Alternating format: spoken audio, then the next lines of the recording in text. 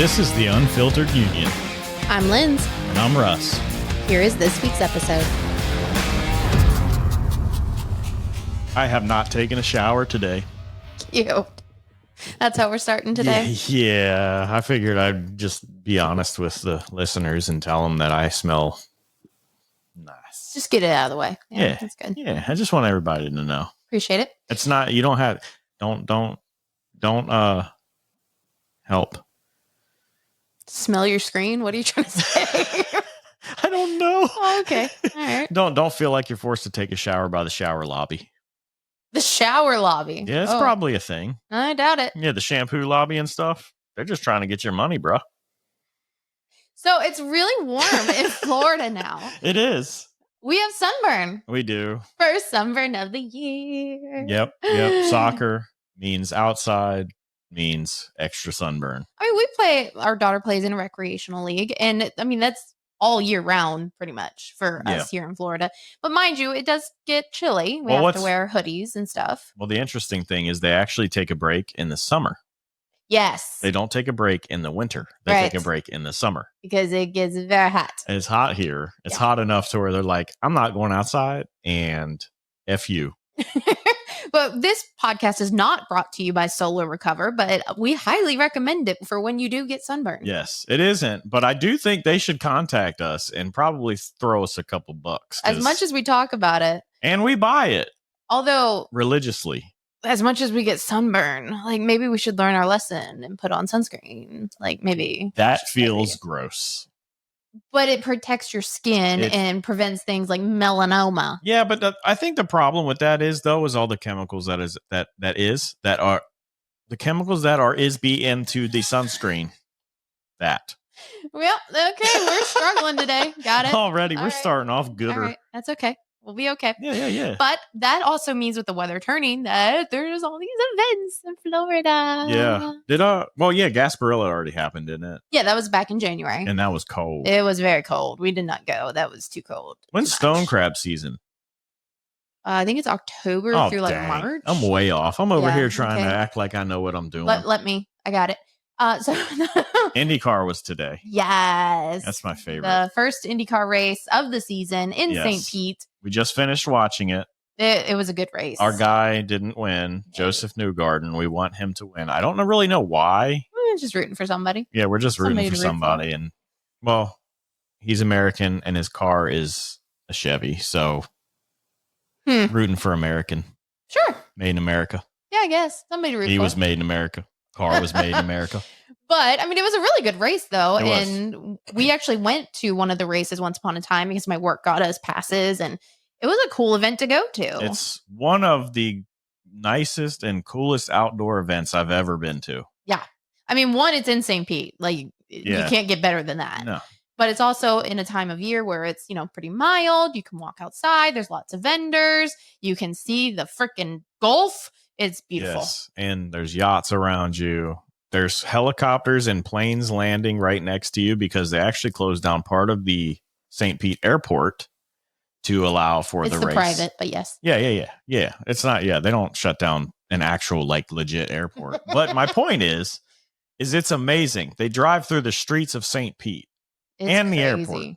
And it was and still is one of my fondest sports memories. Well, there you go. Because of how intense and crazy it is. It sounds like bees. It does. Sounds like a beehive when they start up and they start going. It's crazy. But I thoroughly enjoy the event too. Yeah, it's good for kids too, I think.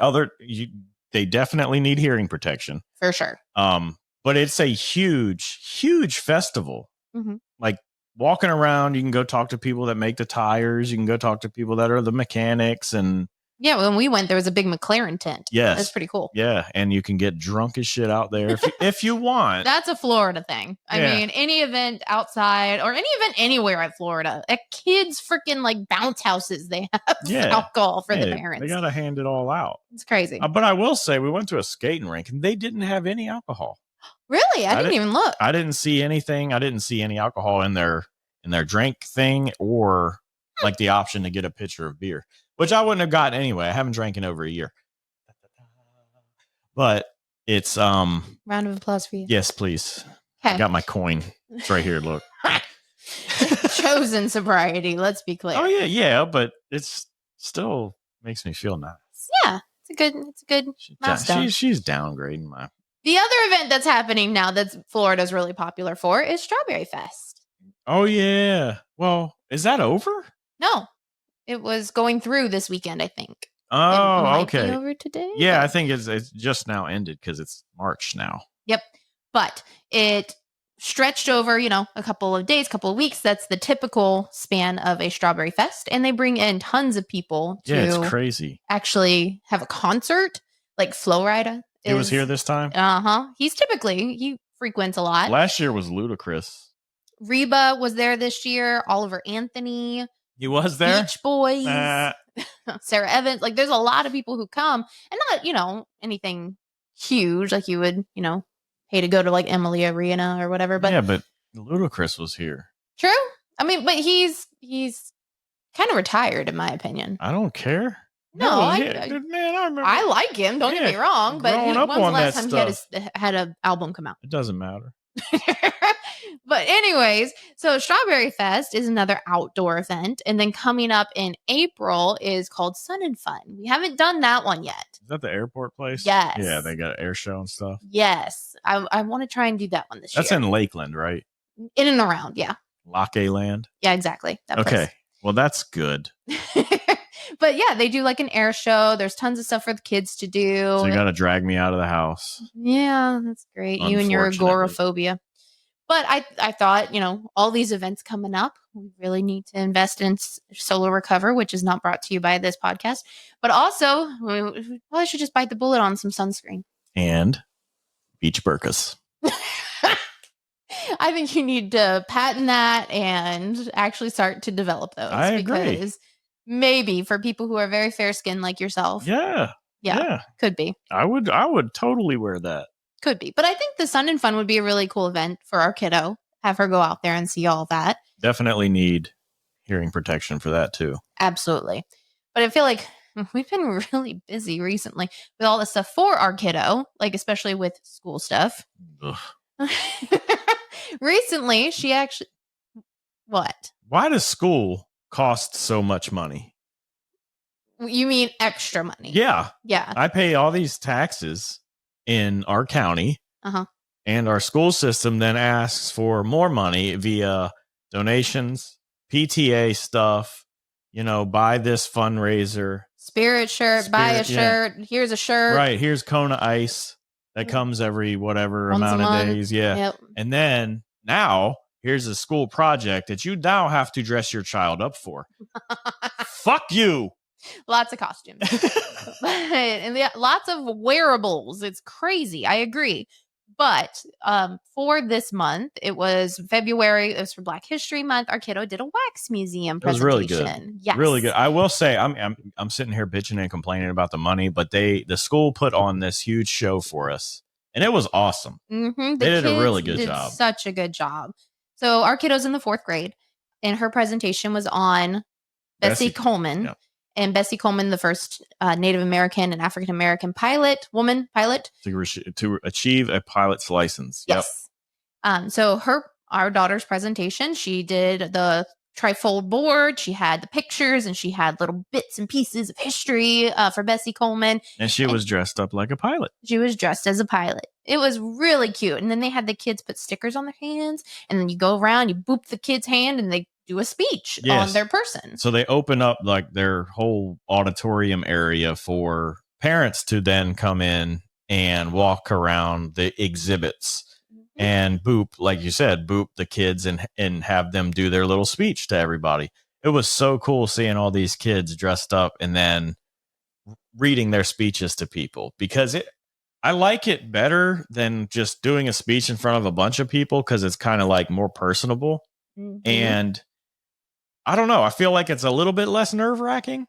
You're still talking to strangers, which stranger danger, but I don't know. It's just a little bit different, but I still think it's good to get them used to talking to people that's not their parents or friends. Right.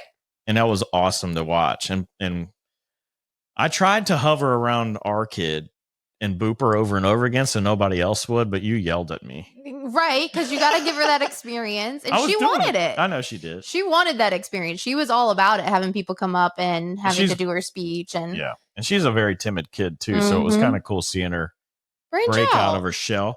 And, the more and more I think about it, the more and more I think she needs to do drama type stuff, acting, speeches. Oh, God. She would love that. I know. It's like she's less of a physical kid and more of like an artist. Yeah.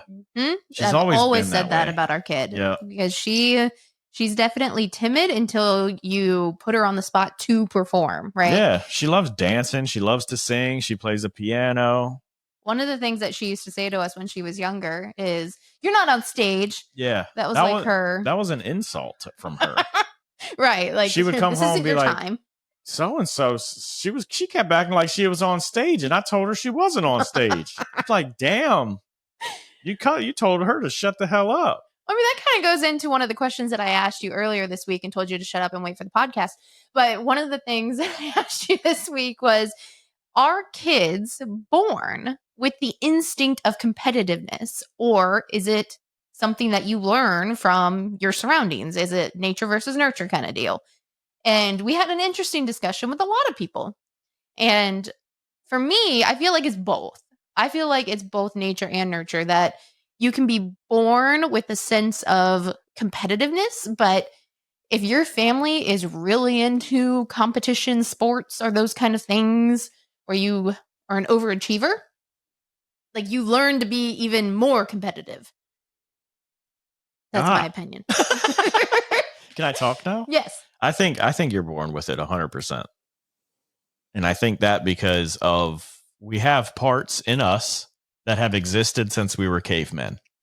The amygdala, for example, fight or flight. Mm-hmm. That's still there. Even though we don't live in the woods, we're not being stalked by freaking saber-toothed tigers.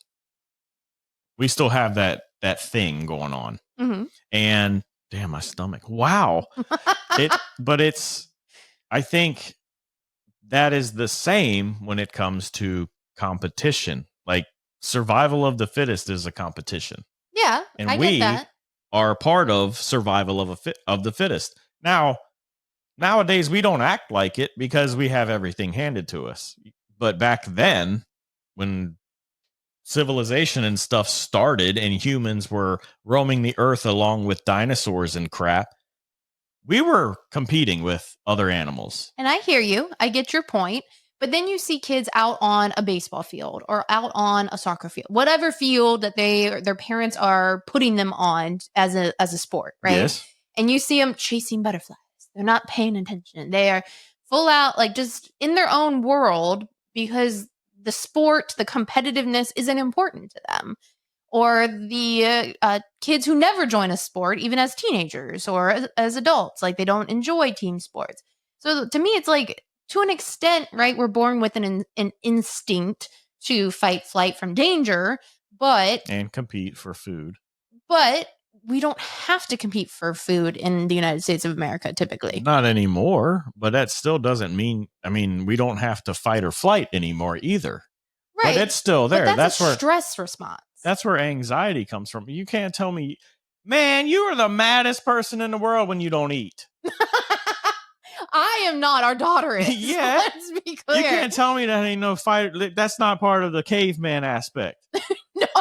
Yes. Angry. That's just being hangry. Yeah, you're right. You want to go out there and you want to eat a squirrel raw. No. But seriously though, if you think about, like, the kids who are out on the field whose parents are forcing them to be there, they have no sense of competition. So they don't have competition for sports. But you've seen the videos of toddlers who have siblings that are the same age. They could be twins, and they are like 8 months old or whatever. One sibling's playing with something, and the other one comes up and takes it, and the other one flops around and dives like it's like they're dying. Like a professional soccer player. They were not taught that. That is just, you came out of there, flying out of there with that freaking competition gene. 100%. But that's sibling rivalry, though. I feel like, where did that come from? Okay, you can say that's an instinct. Great white sharks eat each other in the womb. But is that, like, I don't know what that have to do with anything, but it does. Are you okay? I don't know. Probably your stomach. I'm stroking out. Yeah, I think that's what's happening. My competition, my stomach's eating my brain. So you're the one who wants to squirrel right now. I do. Okay, gotcha. Well, I think it's an interesting concept that, whether it's nature versus nurture, but you brought up toddlers, so let's jump into this topic. What happened at the White House recently? Oh. A bunch of toddlers is what. Oh, yeah. Don't get me started. The idea that I gotta pull out my notes. The idea that we're having arguments, like full-blown arguments in front of media. Like, I get that it's probably provoked, or maybe some people think it's staged, but it's like, why are we doing this in front of the media? Like, you're giving them a story. Let's not give them stories. Maybe that's the purpose. I don't know. Okay. Did you watch the entire thing? No, I wouldn't say the entire thing. I watched probably the last 10 minutes, which is what most people watched. Right. Which was where it got pretty fiery in there. Mm-hmm. Okay. I watched the entire 50 minutes of start to finish. Okay. Now, if you are in a position as Zelensky is, mm-hmm. where your country is literally your people are dying, and you are being offered our help, the United States' help, to help broker a peace deal with Russia. And your goal is to come here and essentially start the process of signing said peace deal. Okay? Why would you come here in the Oval Office and start calling the other side that's not there? And I'm talking about Putin. I'm not saying he's a good guy. I don't like the dude either. But why are you going to start calling him a terrorist and a murderer when you're trying to broker a peace deal for him? Or he's one of the parties to the peace deal. So you're going to go in there, you're going to insult the guy that has to come to the table too. That's not how negotiations work. You don't shit on somebody while you're trying to negotiate a peace deal. In my opinion, I don't think Zelensky wants a peace deal. From his body language and the shit he was saying in this meeting, he does not want a peace deal. Trump would say something. This dude would throw his arms up in frustration. And then Vance started digging into him because he was being disrespectful. And from what I saw and what I heard, he called him a bitch in Ukrainian or whatever their slang. Mm-hmm. He called him a bitch, and then there was another point in time where he mumbled under his breath their slang version of fuck you. You're over here in the U.S., in the Oval Office. You are being a disrespectful little prick. I think them shitting on him in front of the media was perfectly warranted because he just showed his true colors that from what I saw, he did not want peace. He does not want peace. Trump and Vance, they kept saying, we need to do the negotiations. We need this, and this. And he's like, you can't negotiate with Putin. It's like, but we weren't there to help proceed with this. Like, this whole thing was about us signing a minerals deal with them, right? Which then allows the U.S. to have economic interest in Ukraine, which then makes Russia less likely to attack them when we're over there and they're supplying us with minerals. We have an economic interest in Ukraine now. What NATO wants and what Ukraine wants is for Ukraine to join NATO. Do you know what that does? That makes Ukraine have to conform to NATO military purchases, which is also fucked up. Boeing, Raytheon, all those defense contractors, they have to buy from them. They lock down an entire market. What? We have a problem here in the United States with the military industrial complex and how they want us in a perpetual state of war. Because how do these defense contractors make money? They don't. Yeah, go ahead. I want to hear it. Oh, yeah. Wait. One more thing. So another thing that I just read was the fact that Obama's national security team actually called Zelensky before his meeting and essentially told him to not accept any of this stuff, any type of agreement with the current administration. Do you know what that's called? That's called a Logan Act violation, because an administration that's not in power is contacting a foreign government to try and persuade them to do things. Okay, your turn. Do you want to have a conversation about this, or do you want to just vent and lament? I said enough. I will sit here and listen if that's what you would like to do. I said, well, no, I didn't say enough. Let me ask you this. As a United States citizen, how comfortable would you feel if China or Russia set up a military base in Mexico or Canada? Can I talk now? Yes. Okay. I'd like to have a conversation with you about this. Okay. But I feel like you gave a lot of the exposition about what happened, right? Yeah. Okay. So let's have a conversation. Okay. To me, I think there are a bunch of things wrong, right? Of course. We don't want World War III. Well, true, right? So first option, right? If you think about the different ways that this could go. Option 1 is Putin takes over Ukraine, right? Like that's his goal. I don't know. I think his goal, I don't know what his goal is. I'm not even going to speculate because I have no idea. Okay. I'm not Putin.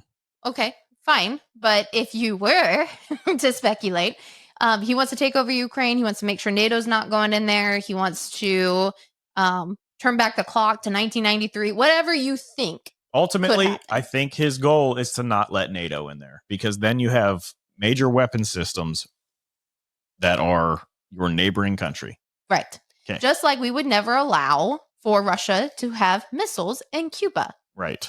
If you remember history. Crisis. Exactly. Right. So luckily, it was just Cuba, and we were able to blockade them and stop that from happening. But what if they did it in Mexico and they were actually successful? Right. Yeah. So that's number 1, right? Problem number 1. Number 2 is we've spent billions. 350 billion, I believe, is the number. Billions sending it over to Ukraine. Mm-hmm. We are trying to help them. We are trying to support them through what is a crisis, right?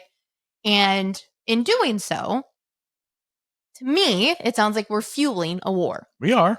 Right. Because we're giving them arms, which this is the other thing. How does Russia feel about us giving guns to a country that is now shooting at Russia? Mind you. With our guns. Mind you, we don't like Russia, right? Okay, and that's fine. Right, but we're not trying to be involved in a war. Well, That's the point. We're not trying to be involved in a war, and let's not do World War III. Well, and let's not support a war, right? Like that's we've got enough shit going on at home. Yeah, our goal is to eliminate a global conflict. Right. So with the ceasefire, we're trying to have a ceasefire. And mind you, there have been multiple attempts at this. Multiple ceasefires have been signed up until this point. Right. So the multiple ceasefires, it's like, well, you're taking Putin at his word, right?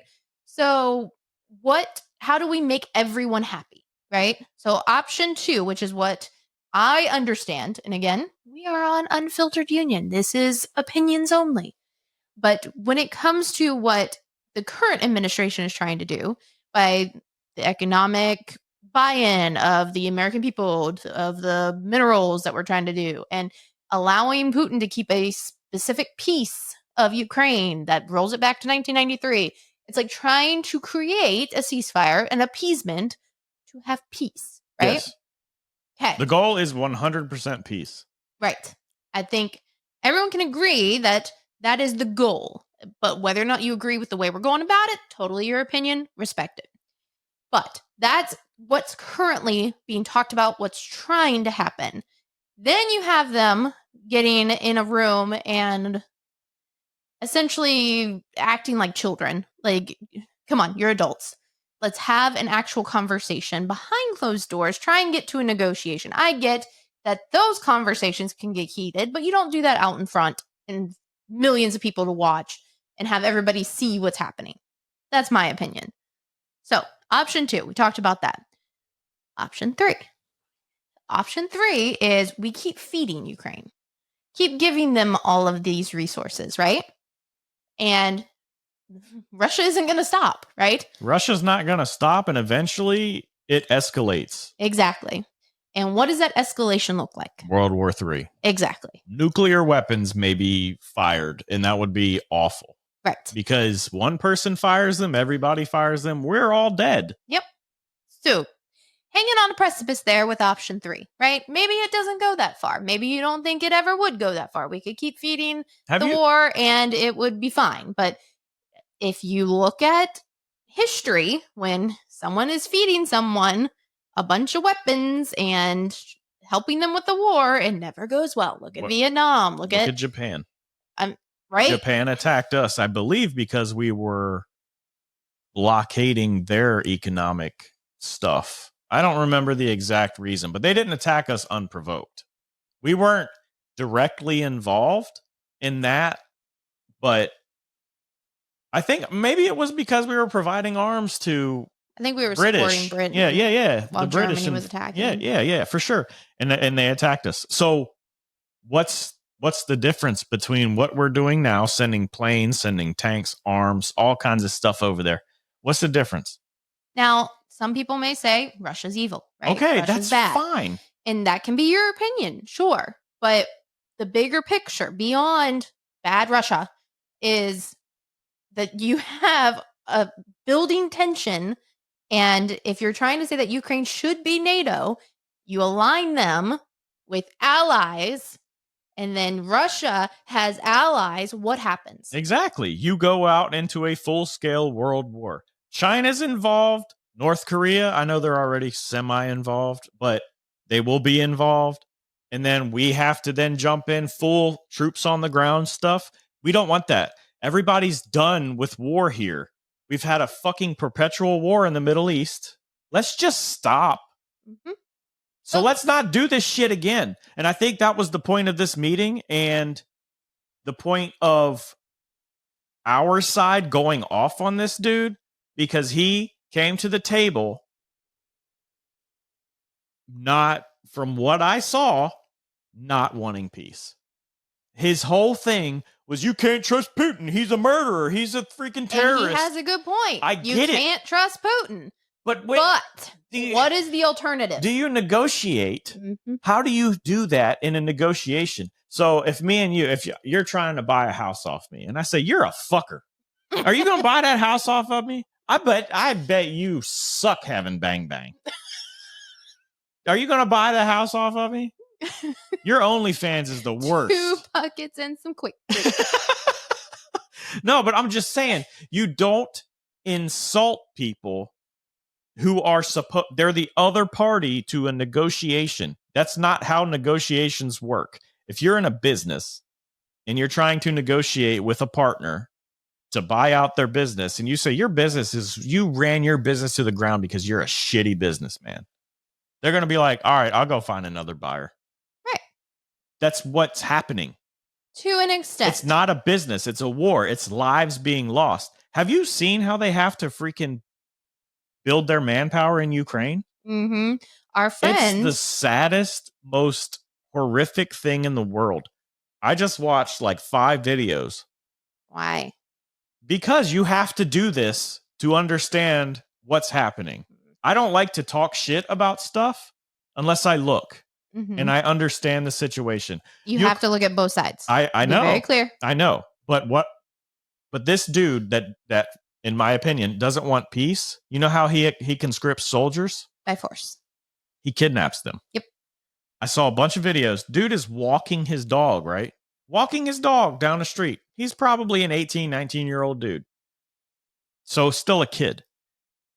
They pull up in like an unmarked van and 5 soldiers get out, kidnap him. Dog's just running away.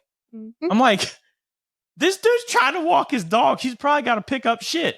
So a friend of a friend actually posted on Facebook recently that their mother, so it's a very indirect story. So I'm going to quote it saying that I don't know this to be factual, but a friend of a friend, the mother, actually had their son abducted from while they were in Ukraine to be conscripted into the war. She actually had to pay a ransom in order to get him out. And she's American? But I'm not sure of her nationality. But does she live here? I believe she lives here, yes. So what I'm trying to say is she had to pay a ransom even though we're giving them billions upon billions of dollars. It's not good. But once they dropped him off, wherever they dropped her son off, the next person was there to kidnap him and bring him in to conscript him again. Yeah. So they're human trafficking. This is word of mouth.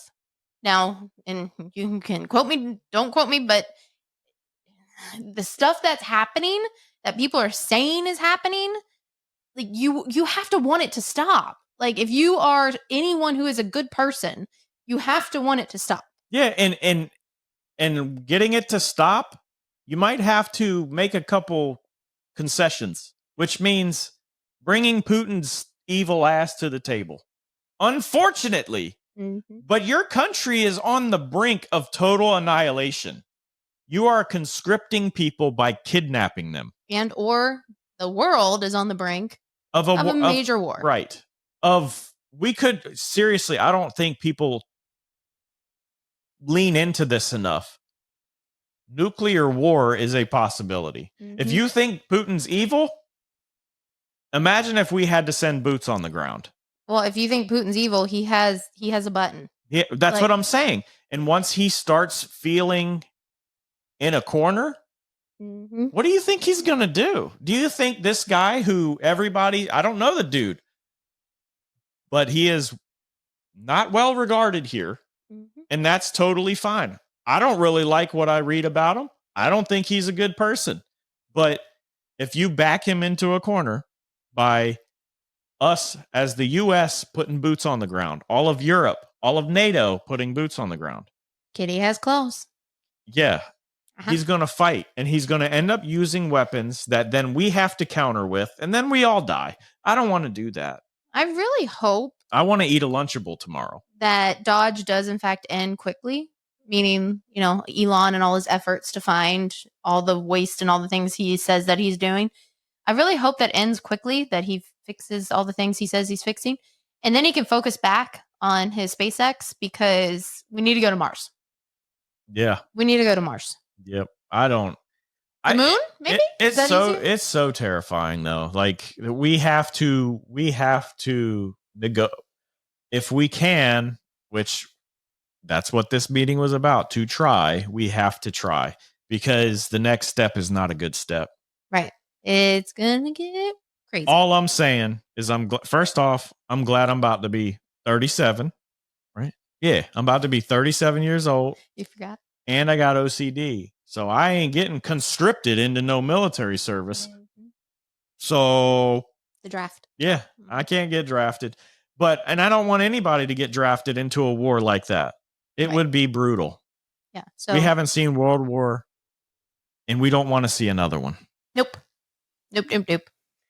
But you have to understand that to do this, to broker peace, you have to bring the party that is a peace, Putin, both parties to the table. Yeah, you have to bring both parties to the table. And to do that, you don't need to be insulting him in American media.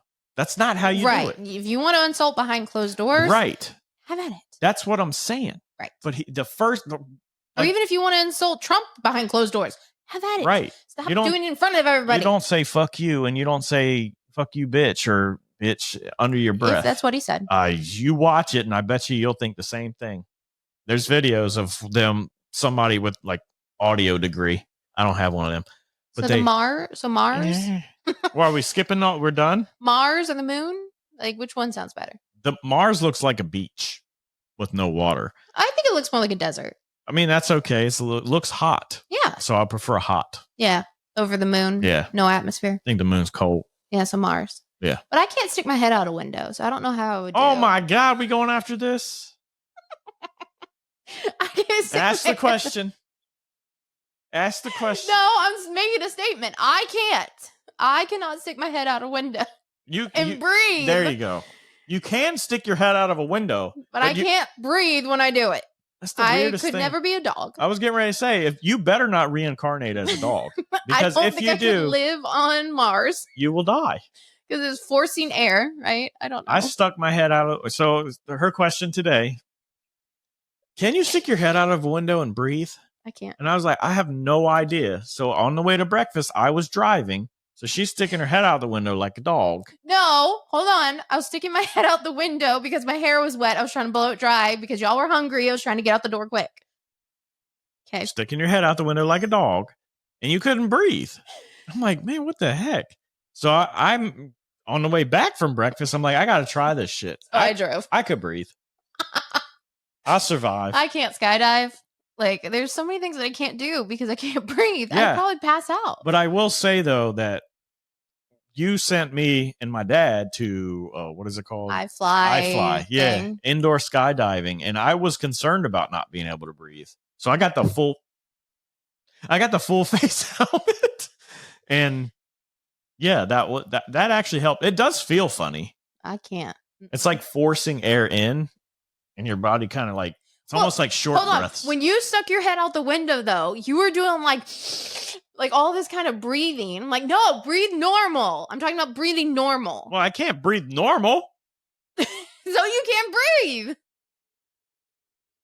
Breathing normal and breathing are the same thing. And breathing whatever you say is abnormal, I'm still alive. If we both went down the road, somebody else driving, I could stick my head out the window and survive longer than you. You would die. You would break the wind tension, though, if I was behind you, so I'd be okay. You'd be on the other side. Oh, okay. You're on the left side. I'm on the right side. You stick your head out the window. We will see. I will live longer. I won't die. I'll just pass out. And die. Ovi has 11 goals left. I know. I'm so excited. I really do hope he gets it this season. Well, you and I were talking about it when we watched the game the other night, that would he ever be beat? Like, was there anybody else who could ever get close once Ovi beats this? The fact that he has made it this far is insane.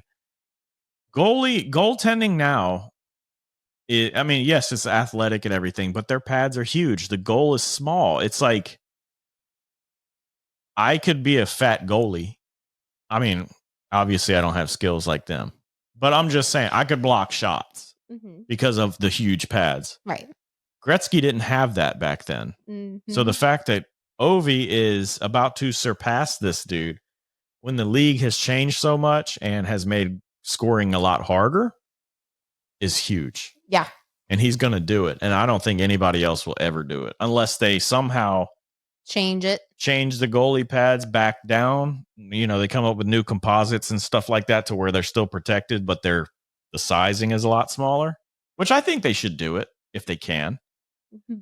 Watching some of those reels of like old hockey. Yeah, without helmets on and shit. Without helmets, with the goalies having like tiny little heads, like barely anything on them. Right, and that's when Gretzky played. And then flopping on the ice, like it's crazy. Well, the like the Mighty Ducks symbol, the helmet.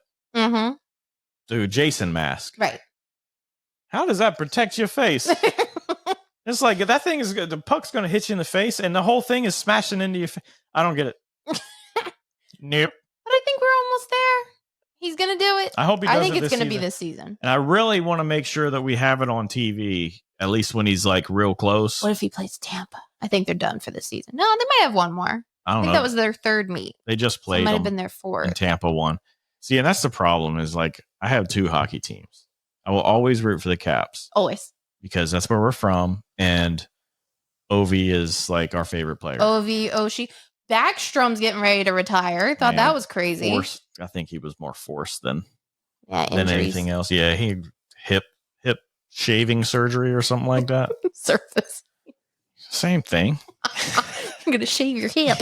I bet that you probably get a fucking sandpaper and sand it down. He got surfaces done. Right. Yeah. Love you. Thanks for listening to the Unfiltered Union. If you enjoyed this episode, click like and subscribe. And check out our merch on unfilteredunion.com. It's what you do with things you love.